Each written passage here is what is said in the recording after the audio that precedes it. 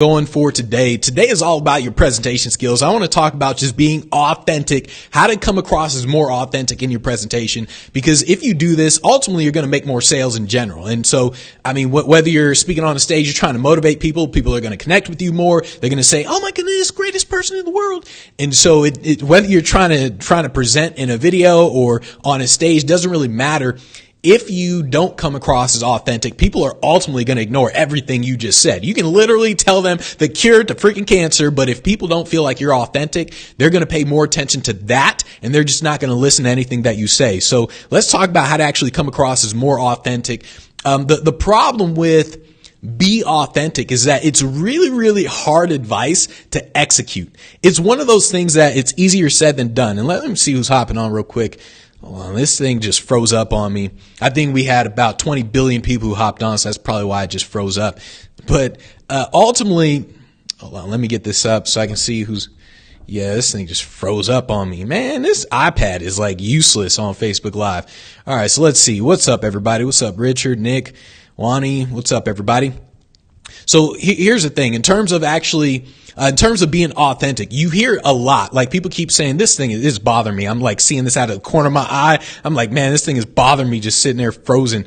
So let me do this again. So here's the thing. Being authentic is one of the things that everyone says it. Like everyone says in terms of presentation, they're like, be authentic and you're creating content. Be you, be authentic. But it's one of those things where it's kind of like, how? Like, how exactly? What do you mean by be me, be authentic and all that? And so this is why I wanted to create this video. Ultimately, you change based on context. And that's the problem that people have with being authentic in general. So, okay, you said it's frozen. Is this frozen for most people? No, I guess we're good to go. Okay. So here's the thing. You have to understand that you have a personality mask. I mean, literally, the word personality literally comes from the Latin term persona, which literally means mask. That's what personality actually is. And so you have to understand that you have this mask on and you have to remove that mask when you're actually presenting, whether it's in a video, like you're filming with your phone or Facebook Live, or you're on a stage speaking. Whenever you are actually communicating, when you are actually presenting, you have to literally remove that mask as much as possible. Not to the extent like when you're at home and you're like walking around naked and farting and all that sort of stuff. Not to that extent, but you still got to remove the mask in terms of your personality that you have. And so that's kind of what you're trying to move towards in terms of being authentic, because you got to understand that there's like this falseness to who you are. Maybe you have certain things that you do in private, certain things that are secret, certain things, whatever it is, there's a falseness to who you are. And so when you turn on that camera, when you hit record, it shows up. You just get all stiff. You're like, oh, so hello, everybody. This is Benji Bruce. We're going to talk about, and that's what happens because there's this falseness to who you are, and you're ultimately just trying to remove that as much as possible. And it's really, really hard to do. You just have to make sure that you do it, because if you are inauthentic, then what happens is it creates like this mental divide inside of your brain, and then you tend to go down a dark path. That's kind of what happens. It reminds me of, I was listening to the tapes with Michael Jackson. It was like Michael Jackson and the Stein family tapes. Basically, Michael Jackson, he just wanted a normal friend, and the family, they basically betrayed him by recording all the conversations. Kind of jacked up, but still I listened to him. And in one of the tapes, he actually they said something about, I think it was something about a TV show or something, but Michael Jackson, he was just like, oh, it's all fake. And he's like, so don't you get it? Like everything, it's all fake. And he's like, they tell us everything to say, everything to do. It's everything is fake. And so it's one of the reasons why like celebrities have huge problems in terms of like, well, mental problems, because they have to present a persona, a mask to the world, and they're nothing like that in person, like literally nothing like it in person. So when you have this huge divide between who you really are and what you're actually presenting to the world, it creates this mental divide, and then you end up going down a dark path, drugs, all that sort of stuff, because you know that you're lying to the world. This is one of the reasons why I have like a love-hate relationship with fake it till you make it, because most people, they just do it wrong. It does work, by the way. I mean, I'll come up with a whole other thing on this of fake it till you make it. I know a lot of people tend to say don't fake it till you make it. I'm one of those where I'm kind of like, I don't know, like sorta, but not really. Like people forget to make it. They fake it for so long, they forget to make it. That's a whole other video. But basically, you got to understand that if you are inauthentic, there's this huge divide between who you're presenting and who you actually are. And it's a divide inside of your brain that's going to jack you up big time. So it's really, really important that you learn to be authentic when you're presenting in your videos, when you're presenting on a stage, whatever it is you're presenting. Just understand that the term be authentic, the reason why it's so hard for people to be authentic is because you are different based on where you are. You're different when you're at work. You're different when you're around friends. You're different when you're just around home all alone. You're different in all these different environments. And so people are kind of saying like, well, I mean, who should I really be? Like, I don't know. Should I be the work person? Should I be the person around my friends? Should I be the person at home? Like, you don't really know which version of you should be. And so that's the hard part in terms of actually determining like what you should be. Just understand that context changes everything. I learned this years ago when I was just doing entertainment. I understood that when I was doing walk around, so walk around, you just walk up to, let's say in a restaurant, I would walk up to people in a restaurant, perform for them, or let's say at a cocktail party, you walk up to people and they're close up, you perform for them. There's that setting versus a stage setting. When I'm on a stage, there's 500 people in a crowd, 1,000 people in a crowd.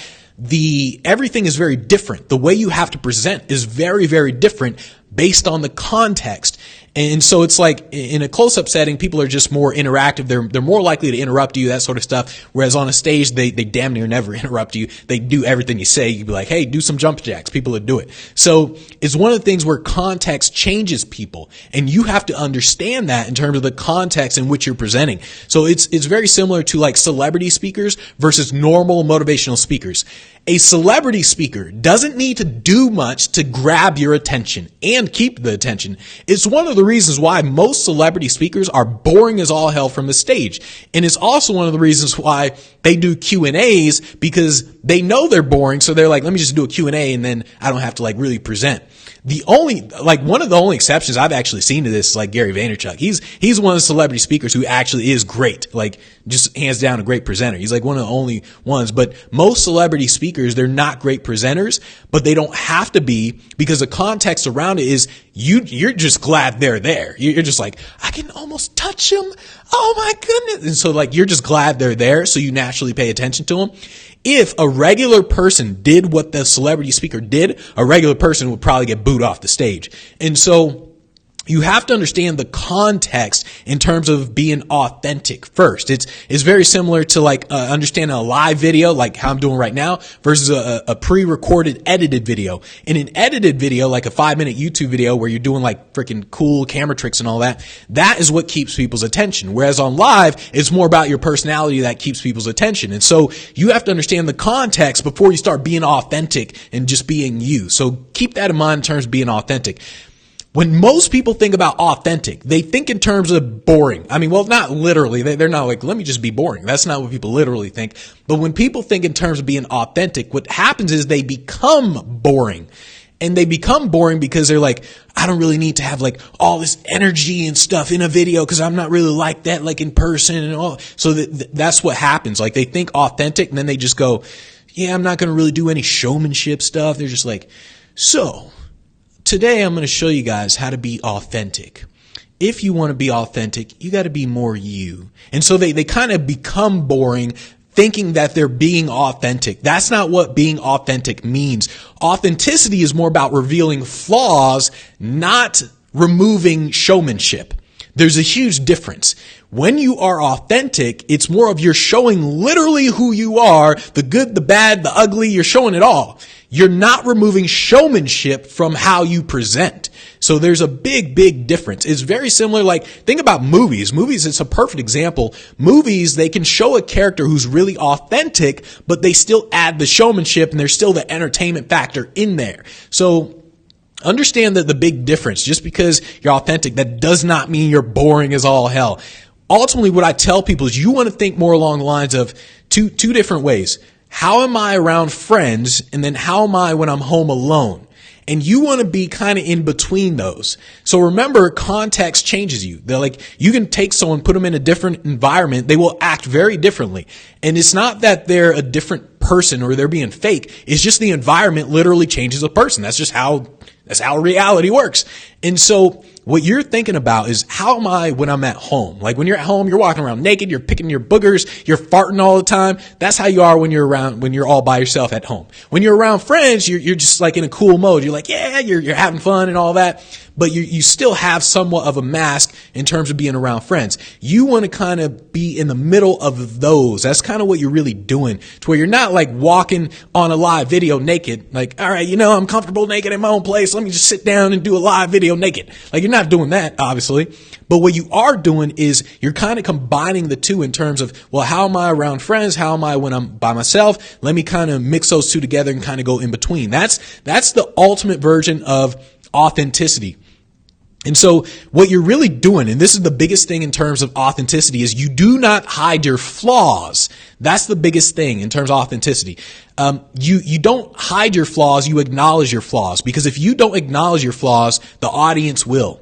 I don't know why people do it. I mean, everyone, it's freaking crazy. You can literally go to damn near any YouTube video where someone's teaching something. They can teach you how to make $1 million in 10 minutes. And let's say it's legit too. Here's what the comments will be. The comments will be, I don't like the way that person's voice is. That's literally what happens. I'm like, what?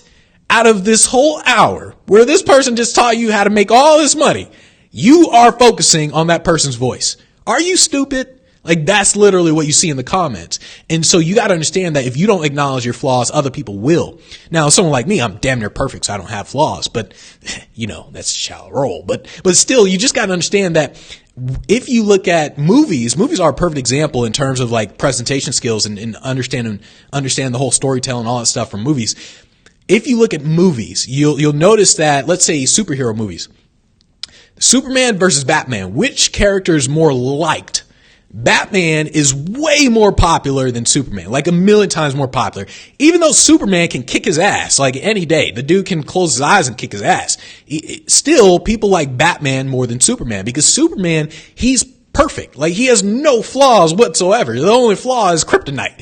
And there's like no flaws. Whereas Batman, he's a normal person. He can get killed at any time. So he has all these flaws. The same goes with the Marvel superhero thing. So DC has Superman, Batman, and Marvel. They have all these other characters. So Marvel, the number one most popular superhero, Marvel. In fact, let me see if you guys can guess real quick. If anyone watches, if you guys can guess, what's the number one most popular superhero in Marvel?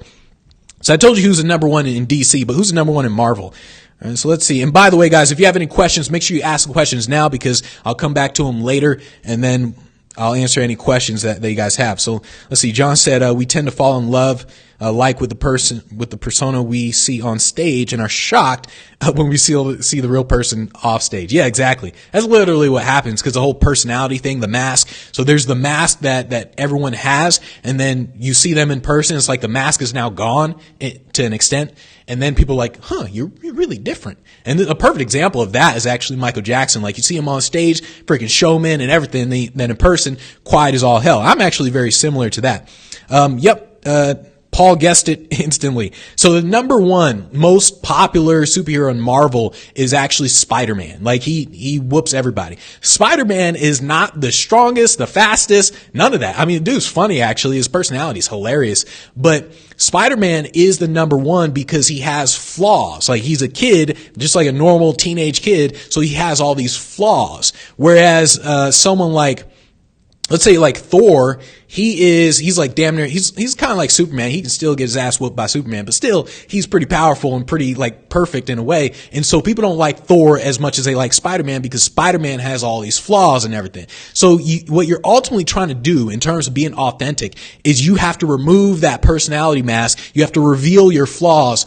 So if, let's say, you're filming a video, and this actually happened to my mom. So my mom's a realtor, and she was filming a video, and obviously, like most people, not good on video. So she was filming a video, like showing the house, and she tripped on the stairs as she was showing it. She's like, so let's go upstairs and I'll show you the other bedroom. And then she like tripped. And I told her, I was like, you should have saved that video. You should have posted that one. That's the one everybody likes. That's the one I guarantee everyone will like it, comment on it, everything, because it shows your flaws. It shows that you're not perfect. And the same goes with this other fitness trainer.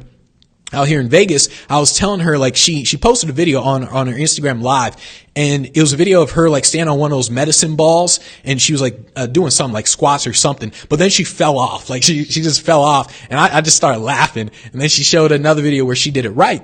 And I told her, I instantly said, like, hey, save that video, because you're going to use that in an ad. And the reason, initially she said, like, what? I don't know what you mean. What you talking about? Use that in an ad? Like, I messed up. What you talking about?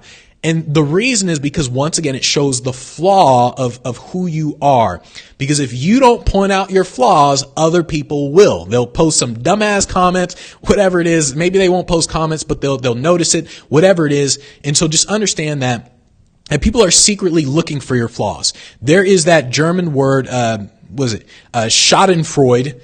Schadenfreude it's basically people get pleasure from another person's pain. That's ultimately, or no, people get pleasure from another person's misfortune. That's the definition of that. Schadenfreude.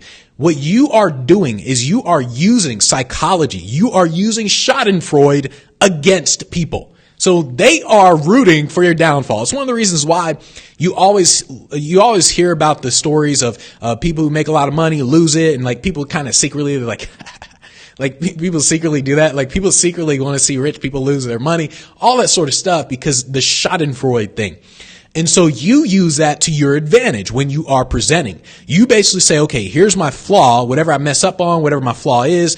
Here's my flaw. Let me reveal that, because people are going to pay more attention to that. People are going to connect more with that. You use it to your advantage instead of trying to hide it. So you just have to ultimately reveal your flaws. But it's really, really important that you don't reveal, it's really, really important that you don't just keep messing up with everything. And I remember reading a book on storytelling, and it talked about this, where it said, if you have a character who screws up with everything, like he's an alcoholic, whatever, he screws up everything, all these flaws, people won't connect with them. They won't like them, because nobody screws up all the time, like 24/7. That's just not how it works. Like, sure, you have flaws, but still, you don't screw up all the time. And so, sure, you can show that you're screwing up, that you have flaws, but you don't show flaws to the point where you become incompetent. If you have too many flaws, you're now incompetent, and now nobody wants to do business with you. Sure, they may laugh at your ass, but they won't do business with you. So understand that. You can't reveal to the point where you're basically incompetent. And so understand that it is hard to be vulnerable. Like, it is really, really hard to be vulnerable, because we don't want to look like idiots. I recommend you start out really simple by women. Don't put any makeup on your face when you're recording videos. Sometimes, like, maybe not all the time, but like sometimes just record without having makeup. A lot of people do this in videos. A lot of people like, oh, I don't really like the way my face look. Oh man. Like people do that in a video, and you have to remember that by doing that, you are not connecting with people. And so you have to kind of reverse it inside of your head. You have to show your imperfections instead of trying to be perfect, because people relate to vulnerability. I read about this in a storytelling book, and I thought it was just freaking brilliant. And he talked about an easy way to show like how vulnerable you are, how vulnerable a character is for that person to be misunderstood. Or an easy way for you to build rapport and connect with your audience is to show how you're being misunderstood. And I thought, like, oh damn, that's freaking brilliant. He described it, I can't remember exactly how he described it in the book, so I'm not even going to try, but I do remember hearing a story a while ago. I think it was a TED Talk, someone's TED Talk. I thought it was actually brilliant in terms of describing the way to be misunderstood. And what he said was, one day he like sat down on a train, on a subway or something, and there's his dad there, and the dad's like next to him, and the kids are just going wild. The kids are like, like yelling and stuff, and everyone on the subway is like, will this dad do something about his freaking kids? Like, what the hell? So the kids are like running up and down, going wild, and the dad's just sitting there just like,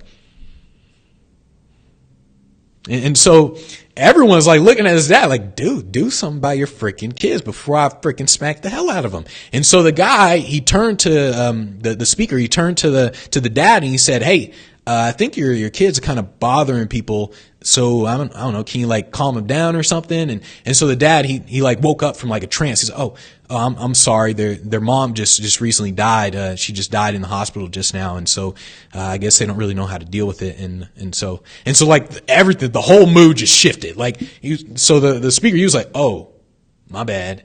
And so it's one of those things where that dad was misunderstood. And by being misunderstood, you instantly relate it to that dad. Like in the beginning, you're hearing these kids going buck wild in a freaking subway station. Everyone's like, what the hell, dude? Do something with your kids, man. And then all of a sudden you hear, oh, the mom just died. Now you're like, oh, man, like, damn, like you feel this sympathy for them.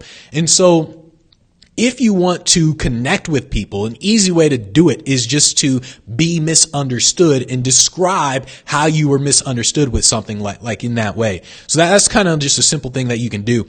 What you're really doing in terms of being authentic is you're basically sharing what you really think. That's kind of what you're really doing to be authentic. What do you really think about? What are your real opinions?